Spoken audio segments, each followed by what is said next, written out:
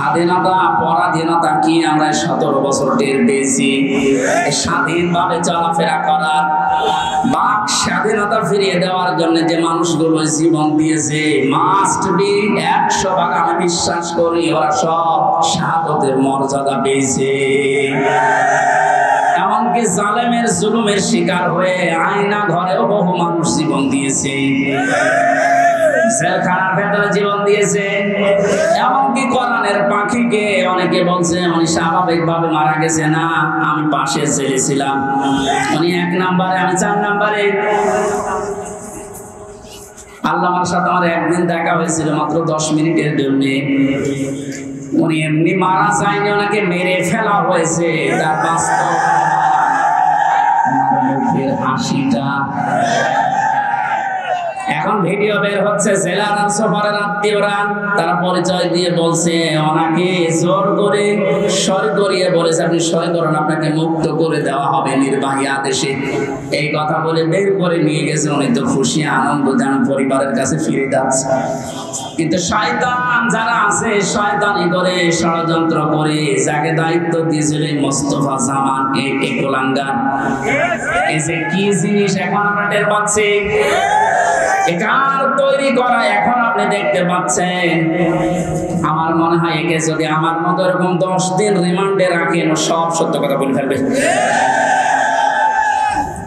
আমার মুখ দিয়ে রিমান্ডে একটা কথা ওরা বের করতে পারেনি, শেষ পর্যন্ত মন মতো লিখে আমাকে বলছে সই করেন আপনারা ছেড়ে দেওয়া হবে।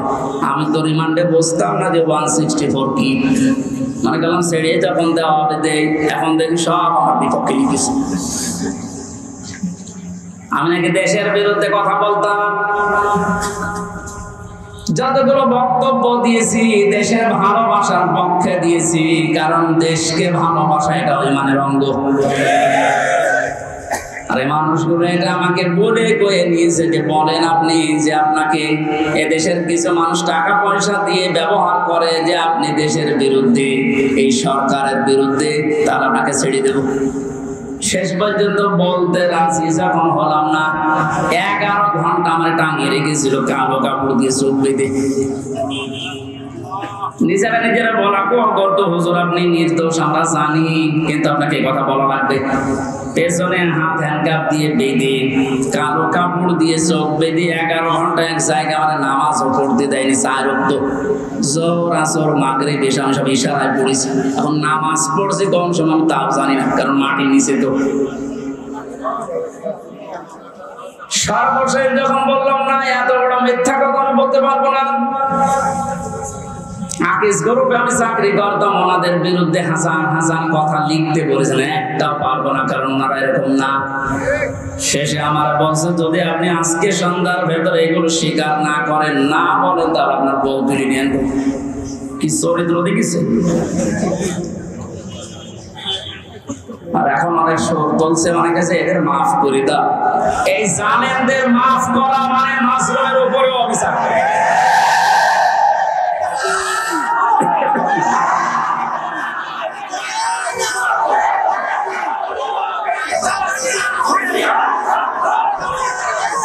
ক্রমিক নাম্বার হিসাবে কোরআনে কারিমের এটা 7 নাম্বার সূরা, মাত্র একটা আয়াতের 4 ভাগের 1 ভাগ পড়েছি। আয়াতের ভেতরে 3টা বিষয় আমরা আলোচনায় নিয়ে আসব।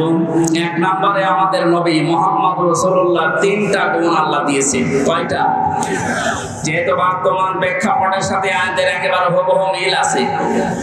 2 নম্বরে আল্লাহ নবীর কর্মসূচি ছিল এই দুনিয়ায়, আয়াতের ভেতর থেকে আমরা 6টা পেয়েছি। কয়টা? 3 নম্বরে আমরা যারা তার উম্মত এখন দাবি করব কিয়ামত পর্যন্ত, তাদের কর্মসূচি হবে, তাদের করণীয় হবে 4টা। তাহলে নবীজির পরিচয় তুলে ধরা হবে আয়াত দিয়ে 3টা, বিশ্বনবীর কর্মসূচি তুলে ধরা হবে 6টা, আর আমাদের করণীয় তুলে ধরা হবে 4টা। সব মিলে 13টা। কয়টা? এই 13টা বিষয় আজকের আলোচনায় আছে। আমরা একটা একটা করে তাফসীর আকারে শুনছি। আপনারা আছেন তো? আল্লাহ পাক বলেন আল্লাযীনা ইয়াত্তাবিউনার রাসূলান নাবিয়্যাল উম্মিয়্যা, তোমরা অনুসরণ করো, ইত্তেবা করো, দেখে দেখে চলো।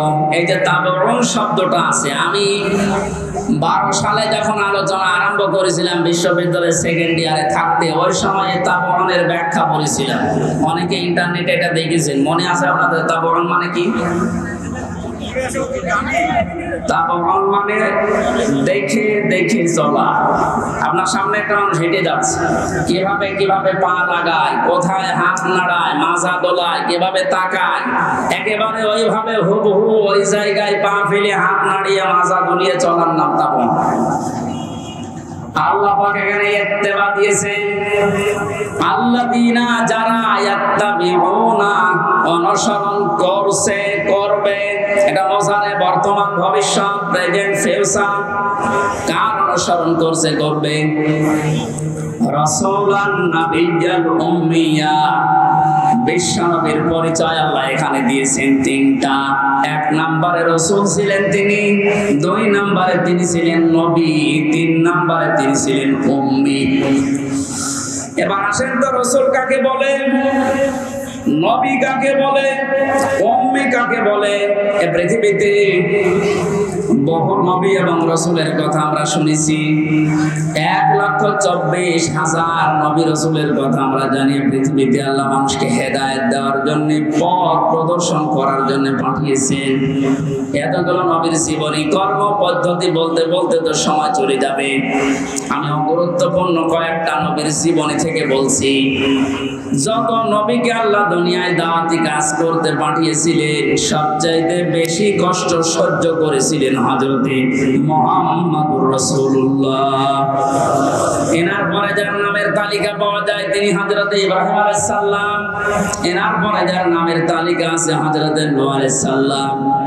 এনার পরে যাদের নামের তালিকা আছে সিরিয়াল হিসাবে, আল্লাহ পাক কোরআনে কারিমে জানিয়েছেন, শারা'a লাকুম মিনাদ-দীনি মা ওয়াসসা বিহি নূহা ওয়াল্লাযী আওহায়না ইলাইকা। আমি নির্ধারিত করে দিলাম, লিখে দিলাম, নির্ধারণ করে দিলাম, আমি আল্লাহ সই স্বাক্ষর করে দলিল করে দিলাম তোমাদের জন্য। নূহ আলাইহিস সালামকে, ইব্রাহিম আলাইহিস সালামকে, ঈসা আলাইহিস সালামকে, এই সমস্ত মুসা আলাইহিস সালাম, এই বড় বড় নবীদের নামগুলো দিতে দিতে আল্লাহ জানিয়েছেন, হে নবী, এই প্রত্যেকটা নবীকে কিন্তু আমি আল্লাহ জানিয়েছিলাম আনাকিমুদ্দিন, তোমরা দিন কায়েম করো। আপনাকে আমি ওহী করলাম ঠিক ওইভাবে, ওয়াহাইনা ইলাইকা, আপনার প্রতি আমার একই ওহী, আন আকিমুদ্দিন, আপনি দিন কায়েম করেন জমিনে, ওয়ালা তাতাফাররাকু ফি, এই বিষয়ে কোনো ফতোয়াবাজি করবেন না। সময় কিন্তু এসে গেছে এখন এই দেশে ঠিক ওই রকম। আর যে যেখানে যে মতে চলেন না কেন, সবাইকে আমরা আহ্বান জানাচ্ছি, সবাই আসেন ঐক্যবদ্ধ হয়ে আল্লাহর দ্বীন, কোরআনে কারীম, ইসলাম এই দেশে আমরা এখন কায়েম করার পরিবেশ তৈরি করি। সত্যি যদি এটা কায়েম না হয়, হালালকে হালাল জেনে অনেক সময় মানা যাবে না, হারামকে হারাম জানার পরও ছেড়ে দেওয়া যাবে না। এই 17 বছর যেটা দেখলাম, এই জন্য আমাদের সবচাইতে বড় কাজ হবে এখন আল্লাহর এই জমিনে আল্লাহর দ্বীন কি করে কায়েম করা যায়, দাঁড় করানো যায়। বিশ্ব নবী মুহাম্মদুর রাসূলুল্লাহকে আল্লাহ রাসূল বলে ঘোষণা দিচ্ছেন যে, হে নবী, আপনি আপনার পরিচয় উম্মতদের সামনে দেবেন যে আমি তোমাদের জন্য রাসূল হয়ে এসেছি। 511 জন রাসূলের কথা আমরা পড়েছি, আর বাকিগুলো সব আল্লাহর নবী হিসাবে পাঠিয়েছিলেন। এই সমস্ত মানুষদের দায়িত্ব কোরআনে কারিমে এক একটি আয়াতের ভেতরে আল্লাহ দিয়েছেন, ওয়ালাকাদ বা'আসনা ফি কুল্লি উম্মাতির রাসূলান আনি ইবুদুল্লাহ ওয়াজতানিবুত তাগুত। রব্বুল আলামিন বলেন, এই পৃথিবীর যত ওয়ালাকাদ বা'আসনা ফি কুল্লি উম্মাতির রাসূলান, প্রত্যেকটি জাতির জন্য আমি আল্লাহ রাসূল পাঠিয়েছিলাম। প্রতিটি নবী আর রাসূলদের জীবনের দায়িত্ব মূল ছিল 2টা। তারা উম্মতদের কাছে যে বলতেন আল্লাহর ইবাদত করো। কার ইবাদত? এই শব্দটা নিয়ে আজ হাজারো জায়গায় আমরা এই দেশের ভেতরে অনেক ভেজাল দেখতে পাচ্ছি। কমে দিয়েছে ফ্যান, ইয়ার কি মারছে দেখেন, বসে বসে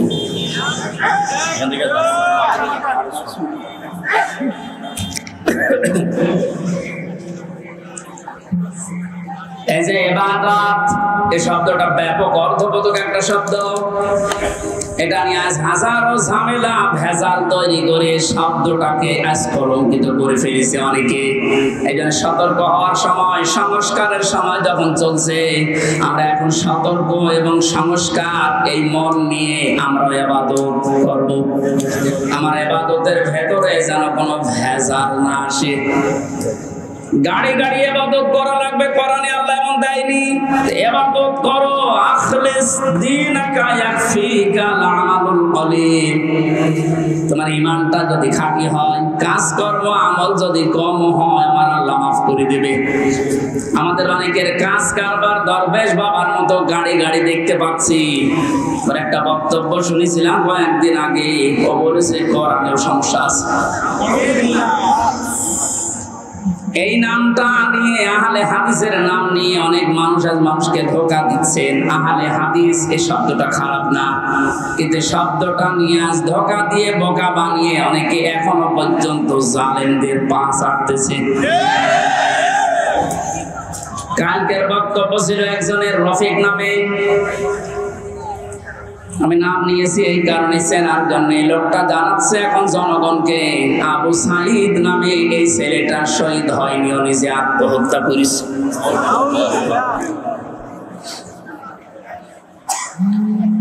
বিশ্বনবী কোরআন হাদিসের ভেতরে তিনি স্পষ্টভাবে জানিয়েছেন, কেউ যদি দেওয়াল চাপা পড়ে মারা যায় সে শহীদের মর্যাদা পায়, পানিতে ডুবে মারা যায় শহীদের মর্যাদা পায়।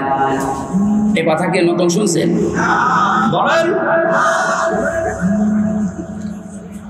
আগুনে পুড়ে যদি কেউ মারা যায় সে যদি শহীদের মর্যাদা পায়, অ্যাক্সিডেন্ট করে মরলে যদি শাহাদাতের মর্যাদা পায়, এই পৃথিবীর ময়দানে জালেমদের জুলুমের সামনে মোকাবেলা করতে গিয়ে নিজের জীবনটা সে দিয়ে দিল, তাকে আপনি শহীদ বলতে আপনার অসুবিধা লাগে কোন জায়গায় বলেন তো দেখি?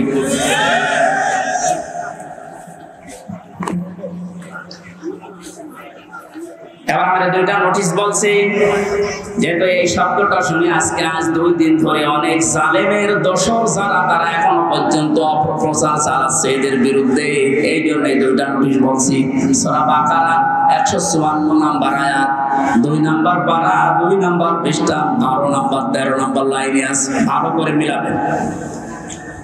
আল্লাহ পাক বলেন, ওয়ালা তাকুলু লিমান ইয়াকতালু ফি সাবিলিল্লাহি আমওয়াত বাল আহইয়াউম ওয়ালাকিন লা তাশউরুন।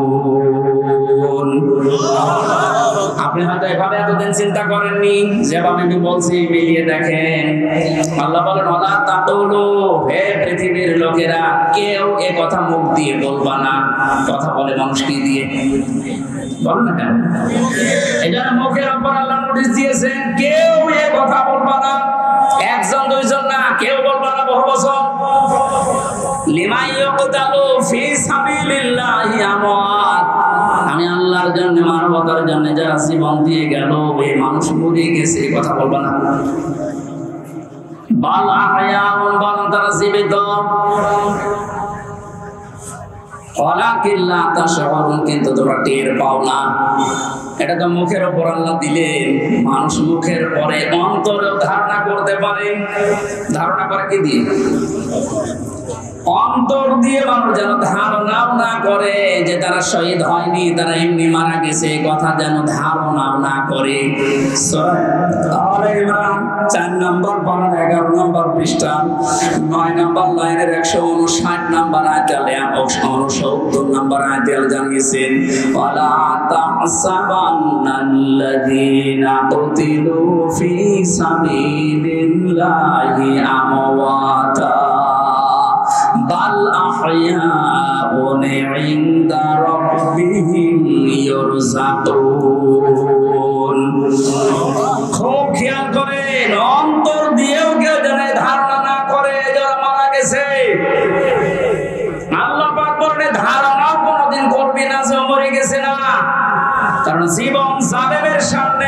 জীবন দিয়ে দেওয়া তো সহজ কথা না।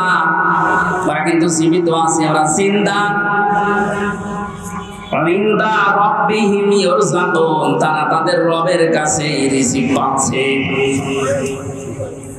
সুতরাং আবু সাঈদ রংপুরের এই ছেলেটা জালেমের সামনে দাঁড়িয়ে জীবনটা দিয়ে শাহাদাতের মরণ পেয়েছে। এটা কোনোদিন আপনি মুখ দিয়ে যেন না বলেন যে লোকটা মরে গেছে, ধারণা না করেন যে মরে গেছে, না, শহীদ হয়েছে। কি হয়েছে? স্বাধীনভাবে কথা বলতে পারতাম না। পাশের জেলায় বাড়ি আমার, নাটোর, কুষ্টিয়া। এখানে দাওয়াত খেতে এসেছিলাম বিয়ের, তারপর আমার ঢুকতে দেয়নি। কোথায় ছিলাম আপনি টের পেয়েছেন? স্বাধীনতা পরাধীনতা কি আমরা 17 বছর টের পেয়েছি। স্বাধীনভাবে চলাফেরা করার, বাক স্বাধীনতা ফিরিয়ে দেওয়ার জন্য যে মানুষগুলো জীবন দিয়েছে, মাস্ট বি 100 ভাগ আমি বিশ্বাস করি ওরা সব শাহাদাতের মর্যাদা পেয়েছে। এমনকি জালেমের জুলুমের শিকার হয়ে আয়না ঘরেও বহু মানুষ জীবন দিয়েছে, জেলখানার ভেতরে জীবন দিয়েছে। এমনকি কোরআনের পাখিকে অনেকে বলছে উনি স্বাভাবিকভাবে মারা গেছে, না, আমি পাশে ছেড়েছিলাম, উনি 1 নম্বরে, আমি 4 নম্বরে। আল্লাহর সাথে আমার একদিন দেখা হয়েছিল মাত্র 10 মিনিটের জন্য। উনি এমনি মারা যায়নি, ওনাকে মেরে ফেলা হয়েছে। তার বাস্তব মুখের হাসিটা এখন ভিডিও বের হচ্ছে। জেলার সফরের আত্মীয়রা তারা পরিচয় দিয়ে বলছে ওনাকে জোর করে সই করিয়ে বলেছে আপনি সই করুন, আপনাকে মুক্ত করে দেওয়া হবে নির্বাহী আদেশে। এই কথা বলে বের করে নিয়ে গেছে। উনি তো খুশি আনন্দ যেন পরিবারের কাছে ফিরে যাচ্ছে। কিন্তু শয়তান যারা আছে, শয়তানি করে ষড়যন্ত্র করে যাকে দায়িত্ব দিয়েছিল মোস্তফা জামান, এই কোলাঙ্গার, এই যে কি জিনিস এখন আমরা টের পাচ্ছি, একার তৈরি করা এখন আপনি দেখতে পাচ্ছেন। আমার মনে হয় একে যদি আমার মতো এরকম 10 দিন রিমান্ডে রাখেন, সব সত্য কথা বলে ফেলবে। আমার মুখ দিয়ে রিমান্ডে একটা কথা ওরা বের করতে পারেনি। শেষ পর্যন্ত মন মতো লিখে আমাকে বলছে সই করেন, আপনারা ছেড়ে দেওয়া হবে। আমি তো রিমান্ডে বুঝতাম না যে 164 কি, মনে করলাম ছেড়ে যখন দেওয়া হবে দেই। এখন দেখি সব আমার বিপক্ষে লিখেছে। আমি নাকি দেশের বিরুদ্ধে কথা বলতাম। যতগুলো বক্তব্য দিয়েছি দেশের ভালোবাসার পক্ষে দিয়েছি, কারণ দেশকে ভালোবাসা এটা ইমানের অঙ্গ। আর এই মানুষগুলো এটা আমাকে বলে কয়ে নিয়েছে যে বলেন আপনি যে আপনাকে এদেশের কিছু মানুষ টাকা পয়সা দিয়ে ব্যবহার করে যে আপনি দেশের বিরুদ্ধে, এই সরকারের বিরুদ্ধে, তারা আপনাকে ছেড়ে দেব। শেষ পর্যন্ত বলতে রাজি যখন হলাম না, 11 ঘন্টা আমার টাঙিয়ে রেখেছিল কালো কাপড় দিয়ে চোখ বেঁধে। নিজেরা নিজেরা বলা করতো হুজুর আপনি নির্দোষ, আমরা জানি, কিন্তু আপনাকে এই কথা বলা লাগবে। পেছনে হাত হ্যান্ডকাপ দিয়ে বেঁধে, কালো কাপড় দিয়ে চোখ বেঁধে 11 ঘন্টা এক জায়গায় আমাদের নামাজও পড়তে দেয়নি। 4 ওয়াক্ত জোহর, আসর, মাগরিব, এশা আমি সব ইশারায় পড়েছি। এখন নামাজ পড়ছি কম সময় আমি তাও জানি না, কারণ মাটির নিচে তো।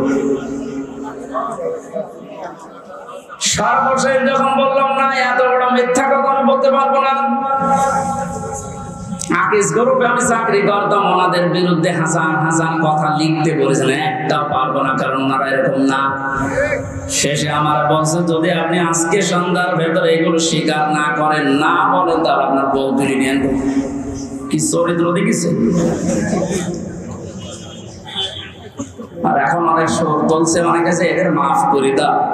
এই জালেমদের মাফ করা মানে মাসরুমের উপরে অভিশাপ।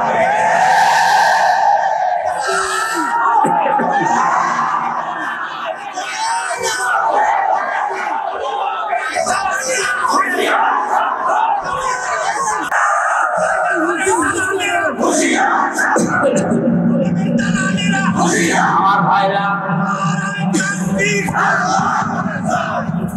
আপনি আমান আজমির জীবন ফিরিয়ে দিতে পারবেন? ব্যারিস্টার আরমানের স্ত্রীর কাছে আপনি কি জবাব দেবেন বলেন? কোথায় পৌঁছিয়েছেন তার জীবনটা? কি ট্যালেন্টেড সন্তান ছিল মীর কাসেম আলীর, আমি জেলখানায় থাকতে কারারক্ষী এসে আমার কুতুবউদ্দিন ওর বাড়ি রাজবাড়ি রাত 12টার পরে যখন ডিউটি হয়েছে এসে বলছে হুজুর একটা গোপন কথা বলি, কাউকে যেন বলেন না এখানে, তাহলে আমার সমস্যা হবে। কি হয়েছে বলে, আমি যেদিন দায়িত্বে ছিলাম মীর কাশেম আলীর, যেদিন ফাঁসি হবে লোকটাকে যে বললাম স্যার আর সময় নেই, মাত্র 3 ঘন্টা আছে, আপনি প্রস্তুতি নেন। উনি আমার বলছে ভাই কারারক্ষী এখনো তো সময় 3 ঘন্টা আছে, আমি 2 ঘন্টা ঘুমাই, তুমি আমার ডেকে দিও। আল্লাহর কসম আমি আল্লাহকে সামনে নিয়ে বলছি যা যা বলেছে একটাও মিথ্যা কথা না, সবগুলোই এইভাবে বলেছিল যে আমি পাহারা দিতে গিয়ে দেখলাম লোকটা ঘুমিয়ে গেল। 2 ঘন্টা পর ডাকলাম, ঠিক ঘুম থেকে উঠলো, গোসল করে ওযু করে শেষের নামাজটা শেষ করে একটা চা বানিয়ে বসে নেন। বললাম স্যার আমি চা খাবো না। আপনার কিছুক্ষণ পরে বলে জানি আমি, আর মাত্র 15 মিনিট আছে। জল্লাদ শাহজাহান এসে গেছে, ডাক দিয়ে নিয়ে যাচ্ছে, বলে চলেন। উনি আমারে বলছিল ভাই আমির হামজা আপনাকে আমি বলি, আমিও তো মানুষ, উনিও মানুষ, মাত্র 3 ঘন্টা ধরে ফাঁসি, তার 2 ঘন্টা ঘুম আসলো কি করে? এই লোকটার সন্তান ব্যারিস্টার আরমান, উনি কিন্তু ওই সময় জানে যে আপনার ছেলে গুম হয়ে আছে, মরে গেছে না বেঁচে আছে তাও জানে না। বাংলাদেশ না বিশ্বের ভেতরে যদি আমার মনে হয় 100 জন মানুষ থাকে যে মানুষকে কর্মসংস্থান তৈরি করে দেয়, তার ভেতরে মীর কাশেম একজন। কত কিছু দুনিয়ায় তার ছড়িয়ে আছে, আমি হিসাব করতে পারবো কি হামজার মতো সে। তার স্ত্রী সন্তান কোথায় আছে সে কিচ্ছু জানে না। এই কঠিন মুহূর্তে তার নিজের হাজারো যারা অনুসারী, তার সহকর্মী যারা হাজার হাজার মানুষ পালিয়ে বেড়াচ্ছে, জেলখানায় আছে, আটক আছে, মরে গেছে, এসব কিছু তার কাছে সংবাদ আসতেছে। এমন কঠিন সময় লোকটা 2 ঘন্টা ঘুমিয়েছে। এমনি ঘুম আসবে না, অবশ্যই আমার আল্লাহ তাকে সূরা হামিম সিজদার 30 নম্বর আয়াত ফেরেশতা দিয়ে শুনিয়েছে।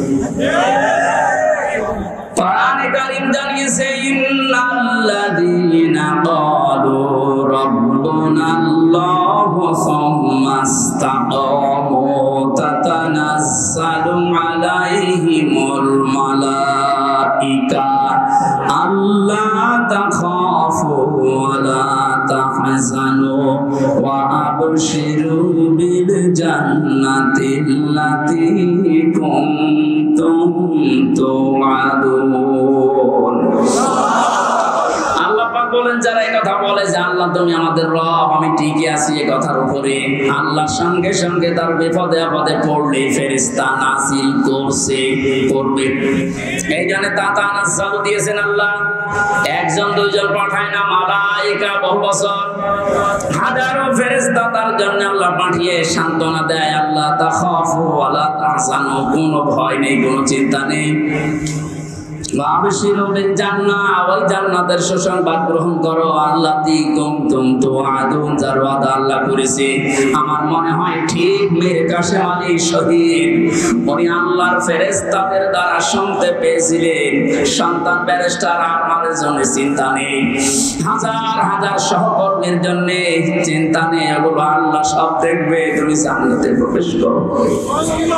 তাছাড়া কি করে ঘুম এসেছে আমার তো বিশ্বাস হয় না, আমিও তো ছিলাম, আমার তো ঘুম আসতো না। রাতের পরে রাত আমি বিনা ঘুমে কাটিয়েছি। ঘুম আসে না, কি করবো, 2-3টা ঘুমের পরে খেয়েও ঘুম আসে না। অথচ লোকটার 2 ঘন্টা 2.5 ঘন্টা পরে ফাঁসি, আর বলছে আমি 2 ঘন্টা ঘুমিয়ে নেই। আপনি কি চাঁদা মনে করেন এটা? এই লোকটার সন্তান ব্যারিস্টার আরমান 8টা বছর তার স্ত্রী জানতো না যে লোকটা বেঁচে আছে না মারা গেছে। গতকালকে তিনি একটা ভিডিওতে বলছিল আমি আমার পরিবারের আশা ছেড়ে দিয়েছিলাম, কারণ খাবার দিত পচা খাবার, অধিকাংশ সময় আমার রোজা রেখে কাটানো লাগতো। এই 8 বছরে আমার মনে হয় সে প্রায় 8 বছরই রোজা ছিল।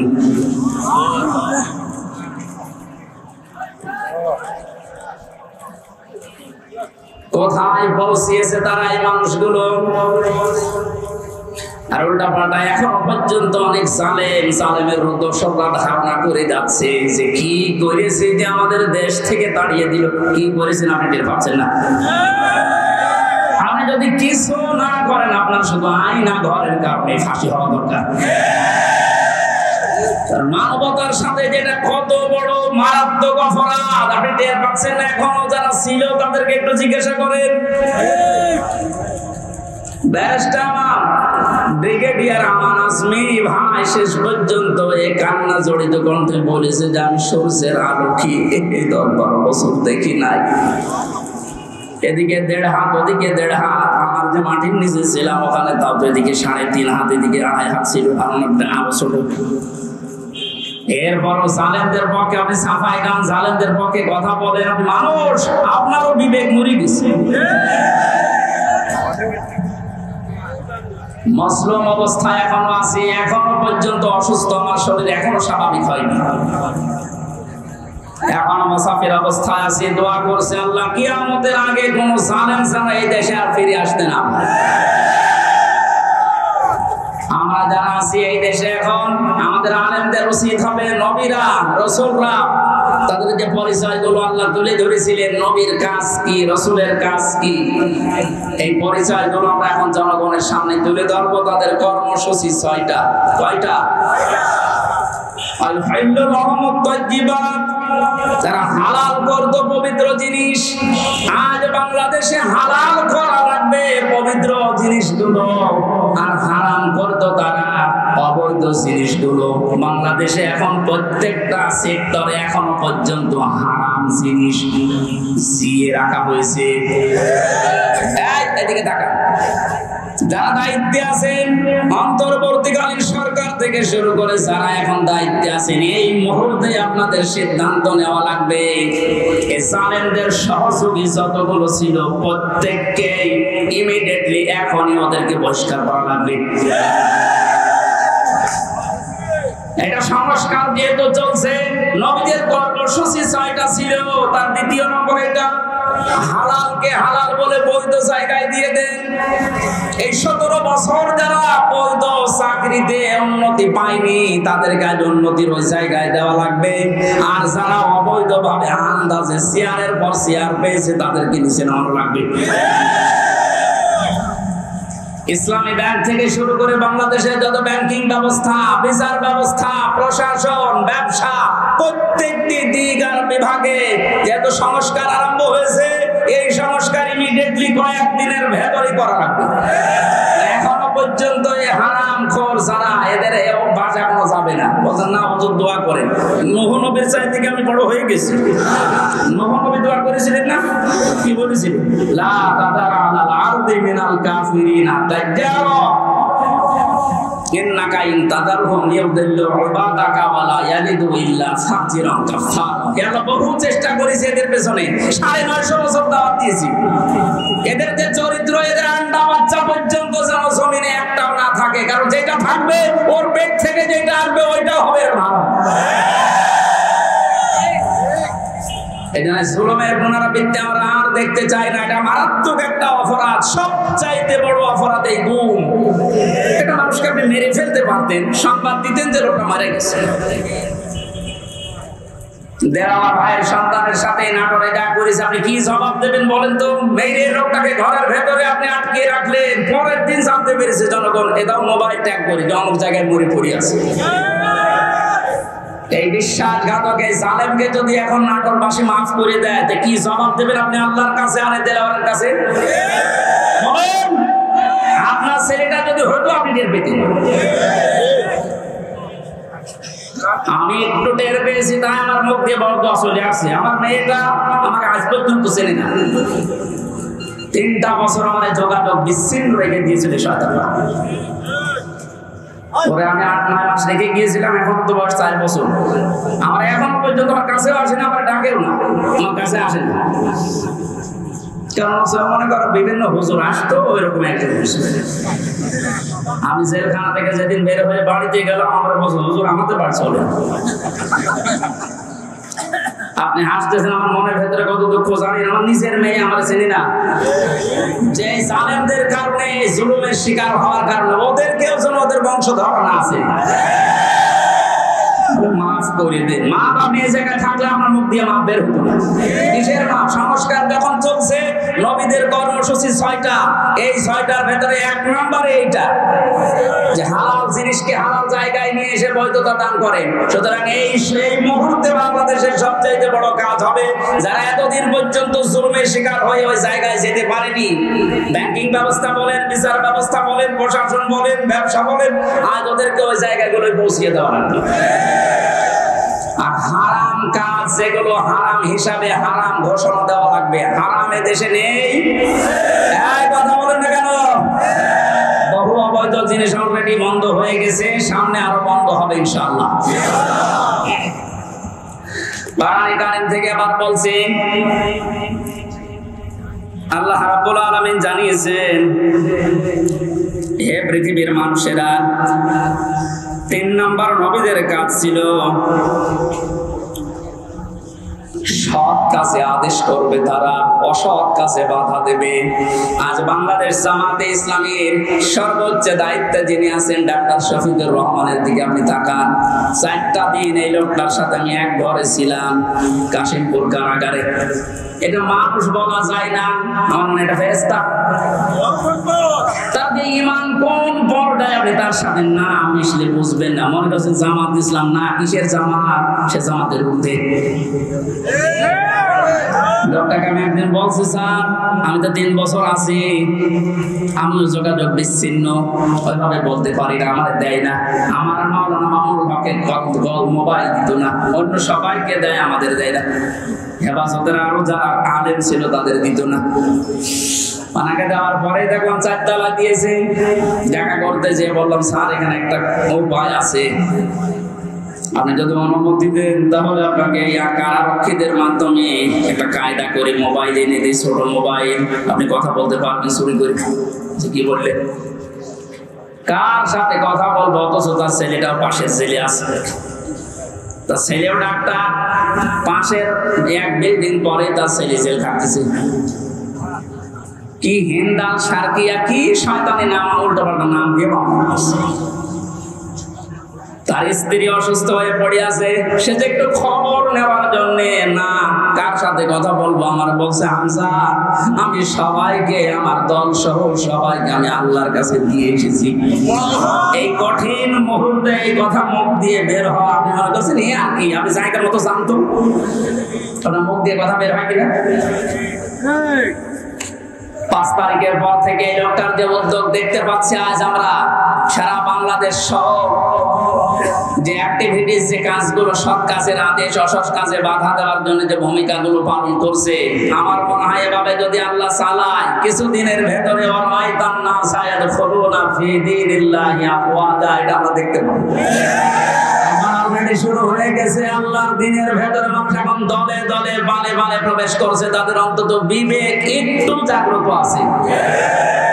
বহু শিক্ষিত মানুষ, আমি কথা বলি তো মাঝে মাঝে দেখি না, বলছে আর কি করবো, জীবনটা নষ্ট করে ফেলেছে এই জালেমের কথা শুনে, বাকি জীবনটা অন্তত ইসলামের কাছে দিয়ে আখিরাতটা তৈরি করি।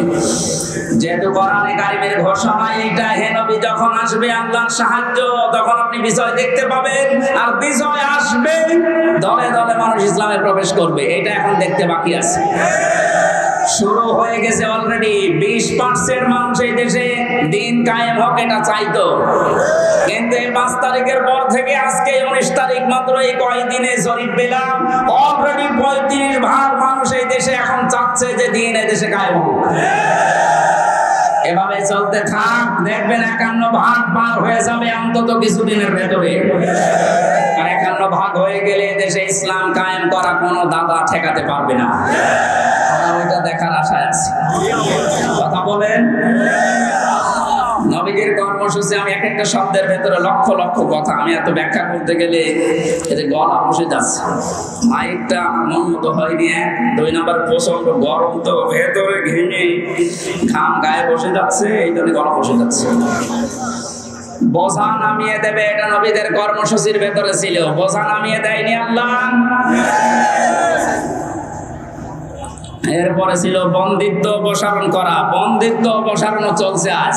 আমার যা বিশ্বাস, এই দেশে যারা স্বাধীনতা চায়, যারা এই দেশে মানুষের মত প্রকাশের স্বাধীনতা একেবারে সব জায়গায় দিতে চায়, যে সবাই সবার মন মতো চলবা, একটা মানুষ যদি এই দেশে জন্মগ্রহণ করে সেই দেশের বৈধ নাগরিক। জামাত ইসলামী বাংলাদেশের কেন্দ্রীয় আমির শ্রী ডাক্তার শফিকুর রহমান ঘোষণা অলরেডি দিয়ে দিয়েছে, এই দেশে আমরা সবাই এক পরিবার। সুতরাং জালেম যারা বাইরে চলে গেছে, জালেমরা যেন কিয়ামতের আগে আর না আসে। বলেন, সবাই যেহেতু আমরা এক পরিবার, একটা পরিবার যেভাবে থাকে আমরা এদেশে এখন ওইভাবে থাকতে চাই। রাষ্ট্র সংস্কার অলরেডি চলছে, বন্দিত্ব যারা ছিল এখন তাদেরকে মুক্ত করার এই সংস্কারও চলছে। বিনা কারণে যারা বিনা বিচারে আটক অবস্থায় ছিল, আল্লাহ যেন এটা তাড়াতাড়ি খুব দ্রুত করে দেন। বলেন আমিন। নবীদের এখান থেকে আমরা যারা উম্মত, তাদের চারটা কাজ এই মুহূর্ত থেকে শুরু করা লাগবে। এক নম্বরে আল্লাযিনা আমানু, যারা ঈমান আনার দরকার আমাদের এখন। ঈমান এখন বলেন আমার ঈমান নেই মানে আমি মুসলমানের ঘরের সন্তান, আমার বাবা ঈমানদার, দাদা ঈমানদার, আমিও ঈমানদার না। ঈমানদারের প্রকাশ হচ্ছে আল্লাহর কোরআনে যে নিয়ম নীতিগুলো আছে ওইগুলো বাস্তব বিশ্বাস করে দেখানো। এটা এখন দেখাতে পারবো ইনশাআল্লাহ। কোনো কিছু নেই সামনে, যে জালেমদের কাছে 14 বার অনুমতি নেওয়া লাগতো, ওই জালেমরা এখন অনুমতি নিয়ে পা ফেলবে ইনশাআল্লাহ সামনে। গতকালকে গিয়েছিলাম ফরিদপুরে, মাসখানেক আগেও ছিল আমার মাহফিল ওই গ্রামে, অথচ জালেমদের 14 জায়গায় অনুমতি দিয়ে আমার উঠতে দেয়, বলে না ওনারা বাদ দিয়ে।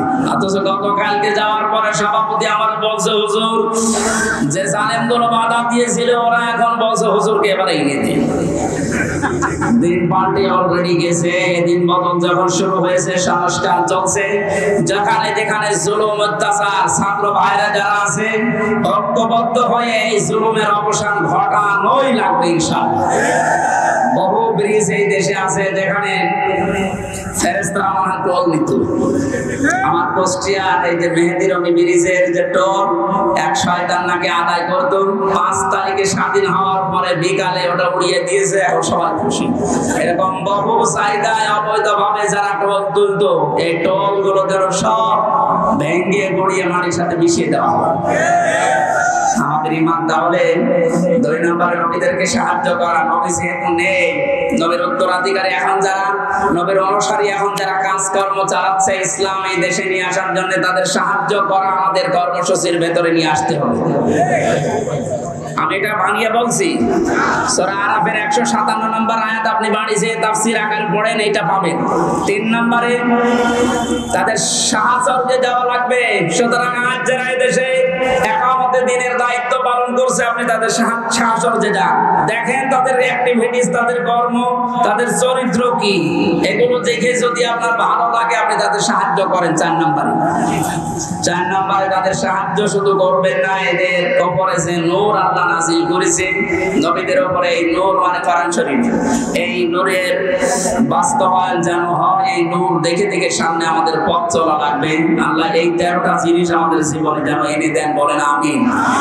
আমি আমার এই ছোট্ট ঈমান থেকে এবং ছোট্ট জীবন থেকে যেটা দেখলাম, বাংলাদেশে যারা একামতের দিনের দায়িত্ব পালন করছে এবং সামনে করবে, আমি গ্যারান্টি দিতে পারি এই মানুষগুলোর ভেতরে যদি 4 আনা দুর্নীতি কোনোদিন পান, তাহলে আপনি সঙ্গে সঙ্গে আস্তাগফিরুল্লাহ বলে মুখ ফিরিয়ে চলে আসবেন। আমার বিশ্বাস, আমি যা পেয়েছি, যা দেখেছি, 4 আনা দুর্নীতি এদের ভেতরে পাবেন না। এদের অনেক নাস্তিক পর্যন্ত আজ বলতে বাধ্য হচ্ছে, এরা যদি 5টা বছর চালাতে পারে এই দেশে শান্তি কাকে বলে আপনি দেখতে পাবেন। আল্লাহ তুমি তোমার কোরআনে কারিমে এই দেশে কায়েম করে দাও, এটা আমরা দেখতে চাই। আল্লাহুম্মা আমিন। লা ইলাহা ইল্লা আনতা সুবহানাক ইন্নী কুনতু মিনাজ জালিমিন। রব্বানা যালামনা أنفسنا وإن لم تغفر لنا وترحمنا لنكونن من الخاسرين রব্বুল আলামিন সারা জীবন অপরাধ করে জীবনটা নষ্ট করে ফেলেছি হাত উঠায় কথা বলবো ভয় করে লজ্জা করে যেহেতু তুমি স্বাধীনতা আমাদের এনে দিয়েছো এই দেশটা তুমি মুক্ত ভাবে কথা বলার পরিবেশ দিয়েছো আল্লাহ তাআলা তোমার আইন করে দেশে মুক্ত করে দাও জন্ম চোখে যেন দেখতে পারি তোমার কোরআন এই দেশটা চলছে আল্লাহ কোরআনের আয়োজনে যারা আঞ্জাম দিবে মানুষগুলোকে কবুল করো আমিন নবীর মতো আমরাও দোয়া করছি লা তাদরা আলাল আরদি মিনাল কাফিরিনা দাজ্জারা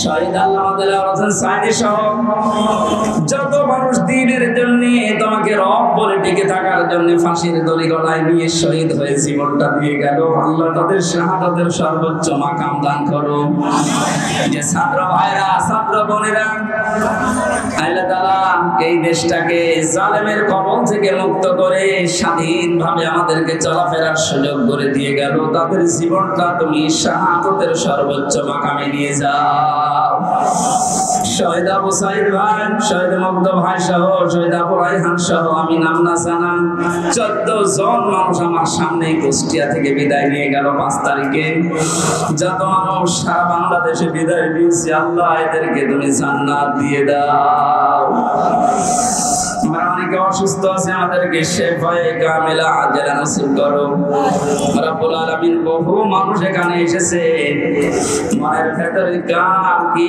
কামনা বাসনা আছে আমি জানি না যার চেয়ে চাহিদা আশাগুলো নিয়েছে আল্লাহ পূরণ করে দাও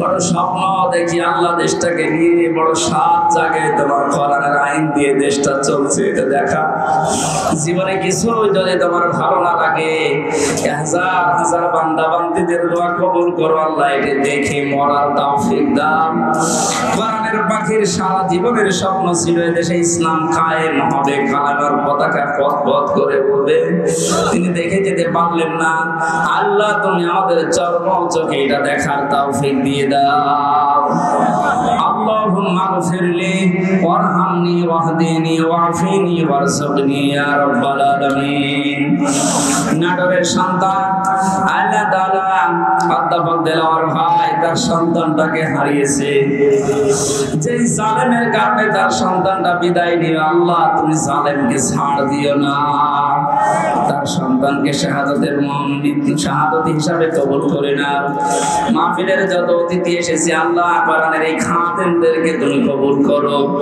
মা বোনদেরকে তুমি পর্দায় থাকার তৌফিক দাও এলাকায় মাটির নিচে যত মানুষ ঘুমিয়ে আছে কোরআনের ইজ্জতে মাফ করে দাও আগামীতে এই অনুষ্ঠানটা কোরআনের প্রচারের জন্য বিশাল আকারে কবুল করো তখন কার কাছে আজরাইল আসে জানি না রব্বুল আলামিন আবার বলছি তুমি জালেমদেরকে আর এই দেশে প্রতিষ্ঠা দিও না